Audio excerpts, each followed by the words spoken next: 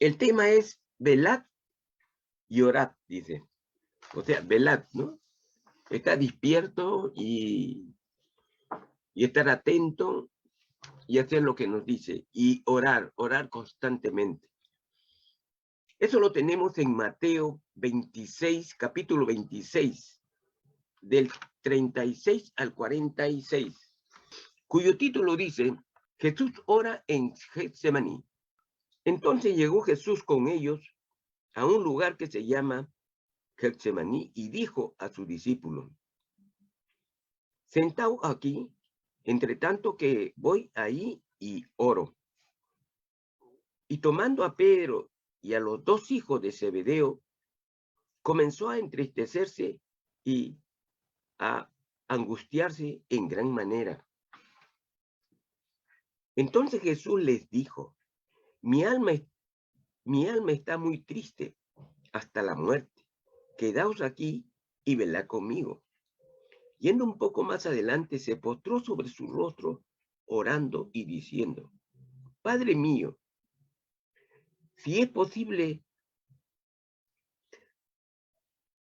pase de mí esta copa.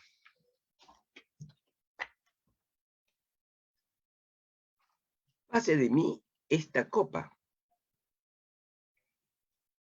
Pero no sea como yo quiero, sino como tú. Mire, Padre mío, si es posible, pase de mí esta copa, pero no sea como yo quiero, sino como tú. Vino luego a sus discípulos y los halló durmiendo, y dijo a Pedro, así que no habéis podido velar conmigo una hora. Velad y orad, para que no entréis en tentaciones. Y el espíritu, la verdad, está dispuesto, pero la carne es débil. Otra vez fue y oró por segunda vez, diciendo, Padre mío, si no puedes pasar de mí esta copa sin que yo la beba, hágase tu voluntad. Vino otra vez y los halló durmiendo, porque los ojos de ellos estaban cargados de sueño. Y dejándolos, se fue de nuevo y oró por tercera vez, diciendo la misma palabra. La misma palabra. ¿Y qué palabra le había dicho? En el 42, otra vez fue y oró por segunda vez, diciendo, Padre mío, en el 42, si no puede pasar de mí esta copa sin que yo la beba, hágase tu voluntad. Sigo en el 45. Entonces vino a sus discípulos y les dijo, dormid ya y descansad. He aquí, ha llegado la hora y el Hijo del Hombre es entregado en mano de pecadores. Levantaos, vamos, ve, se acerca el que me entrega. Santo Dios, Padre mío, en el bendito nombre de Jesús te doy las gracias, Señor. Señor, gracias por esta serie donde dice la presencia de Dios. Tu presencia siempre está, Señor, en tu palabra, Padre Santo. Y en este más que todo, Padre, donde, Señor, hay que saberlo interpretar tu palabra. Porque lo podemos interpretar mal, como al comienzo tu siervo también no lo interpretaba correctamente. Ahora, me ha dado a conocer, Señor, la verdadera lección, Señor, de tu palabra. Me has dado el conocimiento. Y te agradezco, Señor, para que venga conocimiento de mis hermanos también, Padre Santo. Porque es necesario, Señor, que mi Señor, ¿cuál fue el actuar de mi Señor Jesús en en el huerto de Getsemaní. Gracias, Padre Santo. En el nombre de Jesús. Amén. En este huerto de Getsemaní, el Señor nunca oraba. El Señor nunca oraba entre la gente. El Señor se retiraba. Se retiraba. A veces se despedía de los apóstoles. Ellos se iban a dormir, pero el Señor se iba y regresaba. No sé qué distancia, pero se iba afuera. Si estaba en una casa, se iba afuera. Y si estaba afuera, se desplazaba más allá. ¿Para qué? Para orar. El Señor nos está indicando y nos está enseñando. ¿Qué nos está enseñando? Nos está enseñando que cuando queremos buscar a Dios, hay que hacerlo en silencio, en un sitio donde nadie nos perturba. Nadie nos perturba la comunicación con el Señor. Eso es lo que nos está diciendo. En toda la Biblia usted no encuentra que Jesús oraba junto con sus discípulos. No. Él enseñó a orar, sí. El credo, por ejemplo. Porque le dijeron cómo oramos. Pero cuando Jesús se comunicaba mediante la oración con el Padre, nunca estaba presente los discípulos. Esto nos da a entender que cuando nosotros queremos comunicarnos íntimamente con el Señor, debemos hacerlo de esa manera. Es la mejor manera de comunicarse con Cristo, con el Padre. Es la mejor manera. Es así, nos está enseñando el Señor. Pero ¿qué había pasado aquí en el huerto de Getsemaní? El Señor se había ido con sus discípulos, pero no iban todos. Había ido con 8. Claro, no lo dice acá, pero sí, yo he investigado que eran 8, no me estaban en ese rato ahí. Eran 8. Y que al comienzo le dijo, bueno, sentaos acá y espérame, que voy a orar. Pero se lleva a 3, a Pedro y a los hijos de Zebedeo, dice. ¿Quiénes eran los hijos de Zebedeo? Los hijos de Zebedeo eran Juan y Jacobo. Juan y Jacobo eran los hijos de Zebedeo. Zebedeo era el padre ¿de quién? De Juan y de Jacobo. Entonces, se lo llevan los 3 más allá, pero ni aún así, cuando llega a cierta distancia, le dicen a ellos, a los 3, quédense acá, que yo me voy a desplazar unos metros más allá para poder orar, tener la comunicación con mi Padre. Es así que se quedan los 3 ahí. Pero le dice, no le dice, ya pues vayan a dormir. No. Le dicen que ore, que le acompañe en oración. Pero ellos pues de un comienzo comienzan a orar, pero no permanecen orando, hermano. ¿Por qué? Porque el cuerpo es débil. La carne es débil. Nuestro Señor Jesucristo lo reconoce. El cuerpo que tiene el hombre y la mujer es débil. No dormimos. Por eso que cuando vamos a buscar al Señor, hay que buscarlo sea propicio, el deseo de conversar con el Señor. El deseo que debe de haber de nuestro corazón de conversar con el Señor. Entonces vamos a permanecer despiertos y evocar todo lo que tenemos en el corazón con el Señor. Porque si le vamos a buscar, vamos a poner que estamos todo el día trabajando y vamos a comenzar a orar, lo primero que nos vamos a quedar es dormido. Por eso dice que mucho es bueno que a la hora de despertarse en la mañana, si yo me levanto a la mañana, me debo de 15 minutos antes, 20 minutos antes, apenas me levanto antes de irme a lavar, me pongo a orar. Porque en ese rato la carne no está débil. O sea, el Señor nos está diciendo que la carne es débil, pero hay que buscar la forma cómo y de qué manera podemos encontrar la fortaleza en la carne nuestra. ¿Cuándo está más débil? Cuando estamos cansados.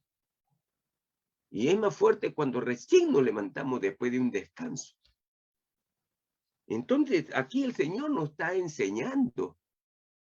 Acá nos está enseñando y aprender de ello. Pero Getsemaní era un huerto. ¿Qué había pasado aquí? El Señor había venido con un propósito al huerto de Getsemaní. El Señor ya sabía que en ese momento, minutos o media hora, una hora después, iba a ser apresado. ¿Quién le iba a entregar? Judas. Ahí sí iba a ser apresado.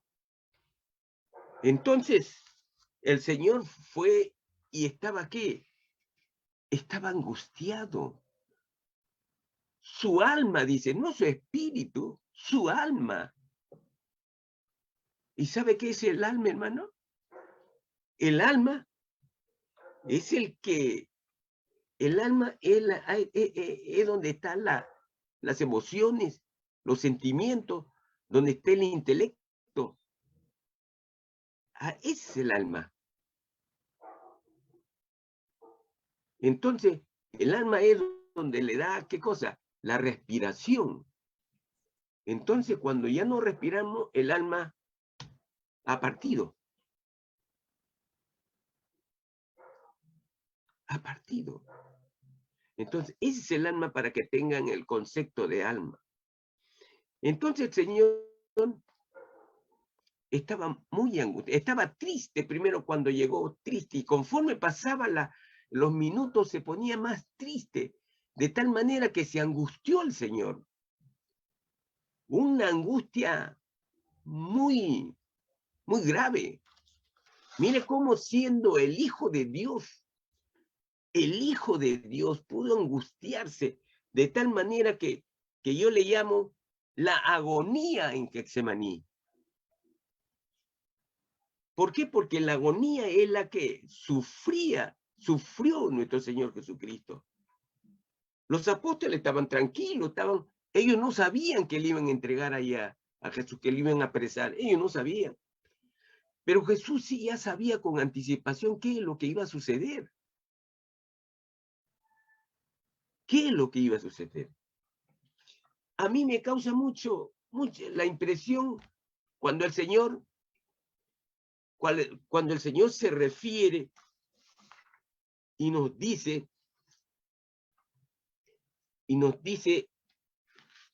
dice en el 39, no, el 38 primero. Entonces Jesús le dijo, mi alma está muy triste hasta la muerte, porque ya sabía, quedaos aquí y velá conmigo, o sea, estén despiertos y ayúdenme a orar.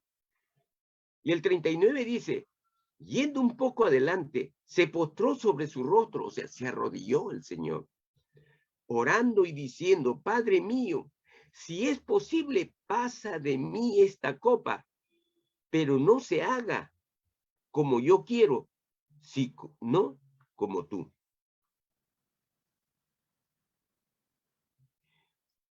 ¿Sabe lo que yo había pensado antes, hermano, de tener la lectura de la palabra del Señor? Yo decía, ¿qué pasa? Que hay una debilidad de Cristo. Acá hay una debilidad que no quiere ir a la cruz. Acá hay una debilidad. ¿Cómo es posible que el Hijo de Dios tenga una debilidad? Y eso no puede ser porque Él vino para eso, para ser crucificado. Él vino para eso, especialmente vino para eso. Y eso no puede ser pues, lo que yo había pensado. Pero cuando le dice esas palabras, que más tarde le voy a decir qué significa, y le voy a recalcar de nuevo, en 39, yendo un poco adelante, se postró sobre su rostro, orando y diciendo, se puso orando, y en su oración le dijo al Padre, Padre, o sea, nosotros le decimos Padre Jehová, en que Jesús le dice Padre mío, porque justamente es el Hijo de Dios. Si es posible, o sea, si te es posible, pase de mí esta copa, pero no sea como yo quiero, sino como tú. Es como decir, para mí esta copa está muy amarga, no quiero.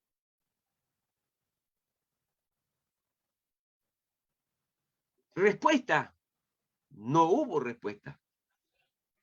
Silencio, no hubo respuesta. Así es, no hubo respuesta. Y si no hubo respuesta, ya nuestro Señor Jesús ya entendía qué es lo que quería el Padre. Por eso en el 40 dice, vino luego a su discípulo y les halló durmiendo y dijo a Pedro, así que no habéis podido velar conmigo a una hora.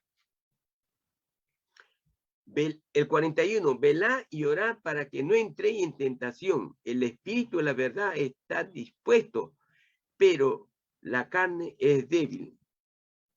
Aquí viene la segunda vez. ¿Qué dice en el 42? Otra vez fue y oró por segunda vez, diciendo, que es la segunda vez, que le dice al Padre, Padre mío, si no puede pasar de mí esta copa sin que yo la beba, hágase tu voluntad. O sea, 2 veces le está reclamando al Padre que no quiere beber esa copa. ¿Qué es lo que le está diciendo el Señor? Yo entiendo que el Señor le está diciendo al Padre, he venido para ser crucificado, pero si hay otra forma, he venido a ser crucificado para morir por todos los pecadores. Y aquí con estos 2 veces que le dice, Padre, habrá otra forma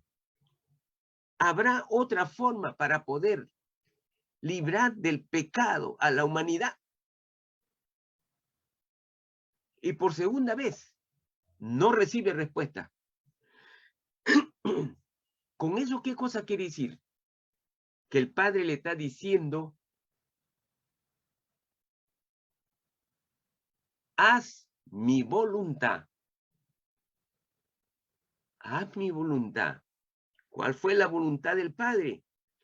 Que Él se sacrificase en la cruz por toda la humanidad, pagando así el pecado de todos. Entonces ya no insistió el Señor. Estaba viendo si había otra forma de poder librar a la humanidad del pecado. Pero por segunda vez no recibió respuesta. No recibió respuesta. Es como a veces nosotros tenemos un problema muy grande.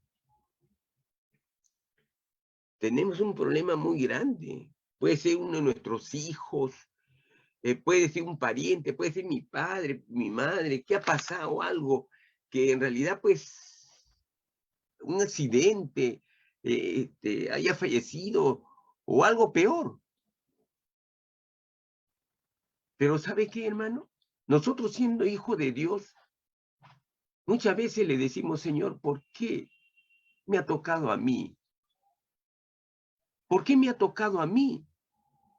Mi hijo, mi papá, mi mamá. ¿Por qué? Hermano, es la voluntad de Dios. Es la soberanía de Dios que no ha querido salvarlo. No es que el Señor lo ha hecho el accidente, la enfermedad, no. Eso venía de por sí. Eso ya venía con la vida. Pero si nosotros oramos respetando la voluntad de Dios, el Señor tiene la potestad de decir, bueno, Fernando, tu esposa no va a venir al cielo, se quedará contigo un tiempo más. Y eso fue lo que sucedió con mi esposa. Eso fue lo que sucedió con mi esposa. Si no, ya mi esposa hubiera fallecido varios años atrás ya. Tenía cáncer. Entonces, por eso, Cristo mismo respetó la voluntad del Padre. ¿Y por qué no nosotros, que no somos nada? No somos nada. El Señor dice que somos como trapo de inmundicia, porque hoy decimos sí, sí, y mañana decimos no. Somos pecadores impedernidos, porque siempre pecamos. Claro, el Señor siempre está con los brazos abiertos para que, arrepentidos, vengamos al Señor. Quien confiesa sus pecados, dice el Señor, que Él se olvidará del pecado cometido de sus hijos. Pero la base fundamental es que no debe ponerse el sol sobre el pecado. O sea, tiene que ser perdonado en el mismo día o lo más rápido posible. Eso nos enseña el Señor. Por eso que aquí el Señor nos está diciendo y nos da una lección muy grande. Muy grande. Porque cualquiera dice, ¿qué pasa? Jesús está dudando. Jesús tiene miedo a la muerte.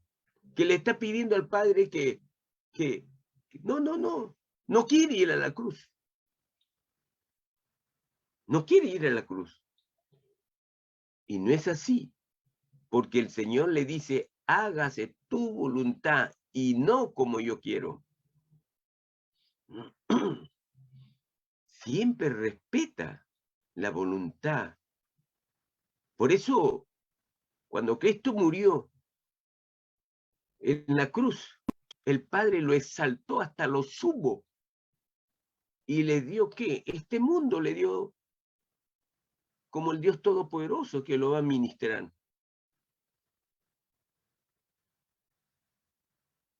Así es. Cristo es el que va a ministrar este mundo. Dice la palabra. Recompensa al hijo obediente. Recompensa. Por eso, hasta cuando se bautizó junto con Juan el Bautista, no salió una voz del cielo y le dijo, este es mi hijo amado, en que tengo contentamiento. Como ya sabía todas las cosas que ha de suceder, que iba a cumplir con el mandato Jesús. Pero Jesús muchas de las veces nos deja esta huella para que nosotros aprendamos del actuar de Él. Él nos dejó muchas huellas a hacer. Él no necesitó de hacer, de andar por este mundo.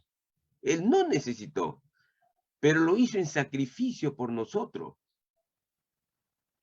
para que veamos cómo es el amor de Cristo, para que veamos que Él ama su creación, para que veamos que Él aborrece el pecado, pero ama al pecador. Eso quiere decir, por muy pecador que sea el hombre, nosotros, hijos de Dios, tenemos que predicarle para que ese pecado lo deje. Y ese hombre venga o esa mujer venga a los pies del Señor.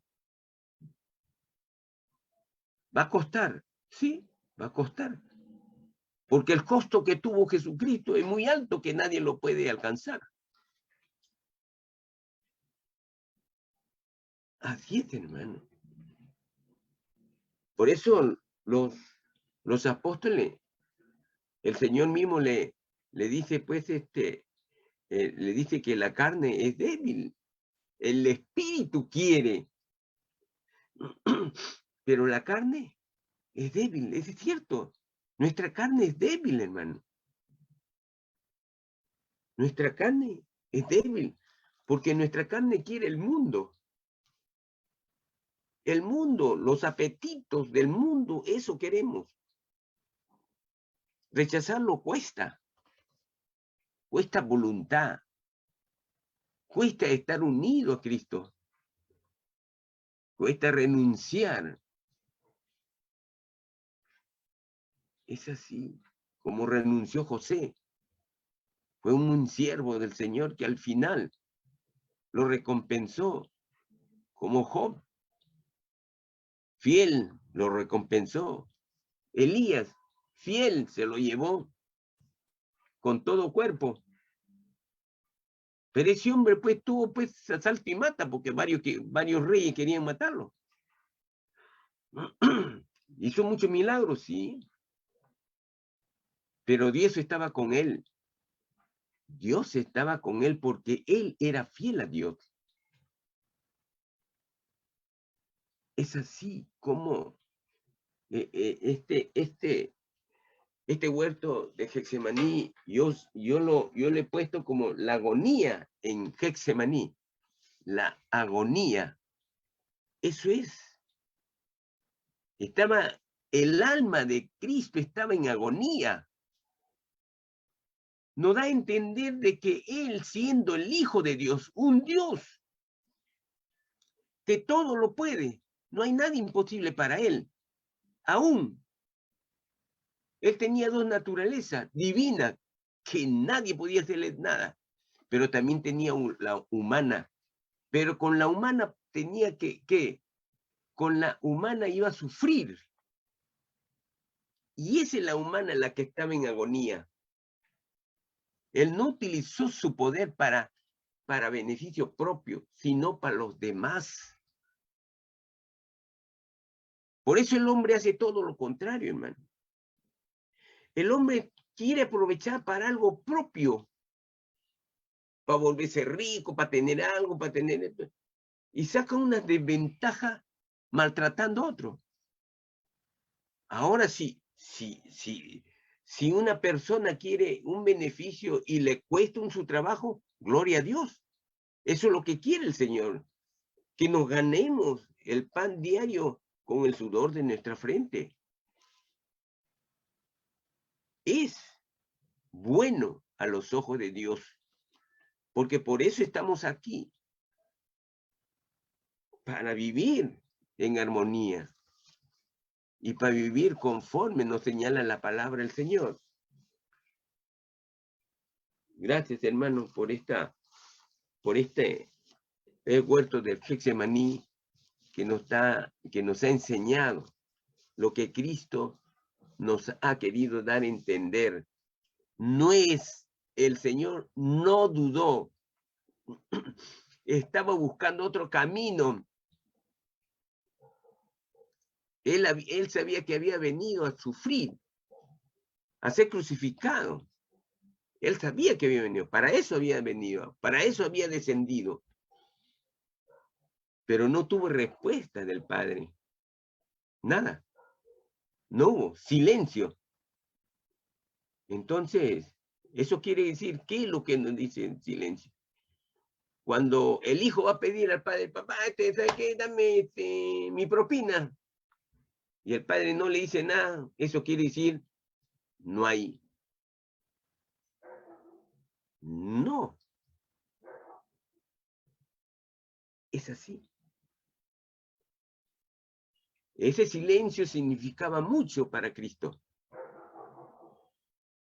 Mucho para Cristo.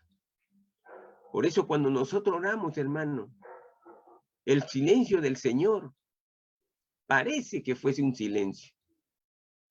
Pero si tienes el Espíritu de Dios en tu corazón, desde que te convertiste, está en tu corazón. Es el Espíritu que te va a decir algo. Pero si estás en falta con el Señor, es el Espíritu. Tú te has alejado del Espíritu. El Espíritu está entristecido. ¿Por qué? Por nuestro pecado, por nuestra conducta, por nuestra forma de ser. Por eso siempre le digo, nuestra vida es como un vaso. Que cada día en la noche hay que lavarlo. ¿Cómo se lava nuestra vida? Pidiéndole perdón al Señor.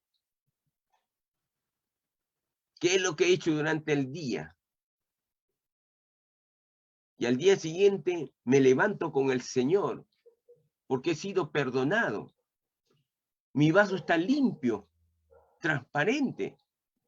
Y no como muchos que ese vaso está cochino. ¿Cómo puede el Señor va a ir? No va a acceder algo que le vamos a pedir cuando nuestros vasos, que debe estar transparente, limpio, por Él, no por nosotros, por Él, por el perdón de nuestro pecado. Entonces, estaremos bien con Él y andará todo el día con nosotros. Acuérdense, hermano, cualquier cosa que nos suceda durante el día, dele gracias a Dios. No piense que cuando te sucede algo malo, le diga al Señor, no, el Señor no estaba conmigo. No, no, no. No, hermano. A Dios hay que darle gracias en todo, en lo bueno que no ha sucedido, que está bien nuestro trabajo, o de repente mi trabajo está pesado. Señor, gracias. Gracias, me has permitido, no he ganado mucho, he ganado la tercera parte, pero gracias, Señor. Gracias. Si le das gracias, hermano, el Señor ve todos los días que tú le das gracias y se va a acordar de ti cualquier día, como se acordó de quién, de Cornelio, a Cornelio con Pedro. Ese centurión Cornelio llamado, oraba todos los días. Dice que oraba siempre, temeroso de Dios. ¿Y sabe qué? Y daba limosna a los pobres. ¿Quién eran los pobres? Judíos. El judío no podía ver al romano, ni el romano podía ver al judío bien. Pero este hombre tenía un corazón dispuesto a todo. Conocía a Dios. Oraba, buscaba a Dios. Y en la palabra dice que el Señor le dice, Cornelio, le manda con su ángel y le dice, Cornelio, me he acordado de ti, de tus oraciones y de las limosnas que le das a los pobres. No le dice a los judíos, a los pobres. Porque mucha gente que tiene y vive a cuerpo de rey, no comparte con los que necesitan. Así es, hermano. El Señor le dice mediante el ángel que lo va a buscar a él. El Señor se ha acordado de tus oraciones y de tus limosnas que le das a los pobres. Mire cómo el Señor se acuerda de las limosnas, que cuando uno da limosna, hermano, en tu corazón se apiade de esa persona, en su estado como está. Claro que hay mucha gente que engaña, que nos engaña. Por eso el Señor dice que con el tiempo, por la maldad del corazón, el amor se enfría. Por la maldad del corazón. ¿Qué cosa quiere decir la maldad? Es que gente que no tiene esa enfermedad, que no tiene esa herida, se hace la herida, se hace esto y se viste como sea para poder engañar a la gente. Es así. Una vez yo venía por siempre, si me iba por el centro, venía por Girón Junín, pasaba por Palacio de Gobierno y me iba a Tacna, y de Tacna me pasaba al Rima para venir para allá por La Tupa. Pero ahí veía uno que decía, ¿sabe qué? Yo soy guaralino, decía, mire, yo quiero para mi pasaje. Ya pues la primera vez le di. A la semana lo veo nuevamente. Ya ya dije, no, esto no es así. Pero ya le doy. Hermano, pasa 15 días, pero yo vengo por ahí cuando vengo manejando para venir a mi casa. Y la tercera vez, hermano, le digo, ¿por qué haces esto? ¿Por qué engañas a la gente? Tú eres joven, más joven que yo. ¿No te parece que estás haciendo mal? El diablo te está ganando. Tu alma debería, ¿de qué? De pedir a Cristo perdón y no engañar a la gente. Yo soy guaralino y esta es la tercera vez que tú me dices. Ya se volvió el hombre, se avergonzó y se retiró. Así es, hermano. Pero sucede. Por eso cuando voy a entregar algo, tengo que ver en realidad que verdaderamente es una necesidad para poder dar al necesitado en sí, para no ser engañado. Como ya otra vez sí le dije, estamos en la alianza de aquí. ¿Cómo se llamaba el pastor? Un cajamarquino. Vino alguien ahí, cojeando en la puerta, y yo estaba de ujier, con su venda color rojo que parecía sangre. Y le dice, si quiero, pues, mi limón para curarme, tengo que operarme. Y el pastor está ahí, y el pastor se sonríe, y le dije, mira, yo te voy a dar tanto, acá está, pero ¿sabe qué? Este es tuyo, destápate la herida. Y este es tuyo. Hermano, el hombre se fue, no se destapó. ¿Por qué? Porque era mentira. Y joven. Hay mucha gente que viven de la nobleza de la gente. Por eso el Señor dice en su palabra, por la maldad de los hombres, el amor de algunos se endurecerá. Así es.